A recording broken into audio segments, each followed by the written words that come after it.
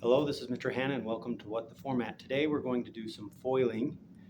First, outside, inside, last. That's the acronym FOIL.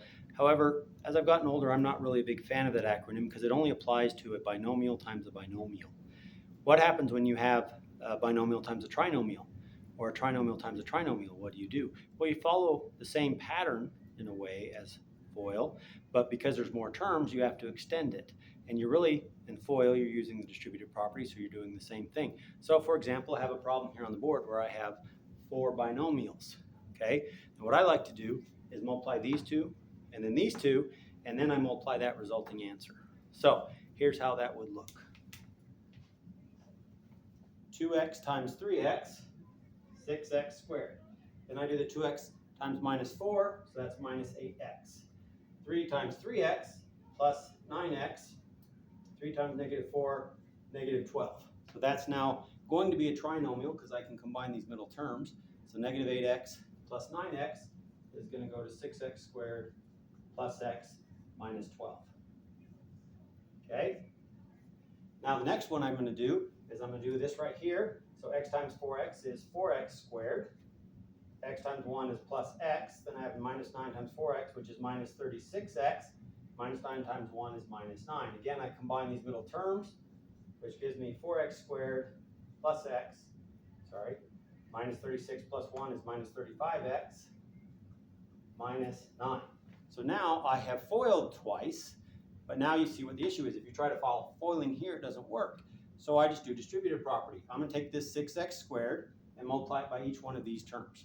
Then I'm going to do the same thing with the x and then the negative 12, and that's going to give me my terms. I'm going to line up the like terms and then add everything together. 6 times 4, 24. X squared times x squared is x to the 4th. 6 times minus 35, that's minus 210. X squared times x is x cubed. 6x squared times minus 9 is minus 54x squared. That's the first set of multiplication. Now I'm going to do the same thing with the next one. X times 4x squared is plus 4x cubed. X times minus 35x is minus 35x squared. Minus 12 times minus 9 is minus 108. Oops, that was x times minus 9. I jumped ahead. That's going to be minus 9x.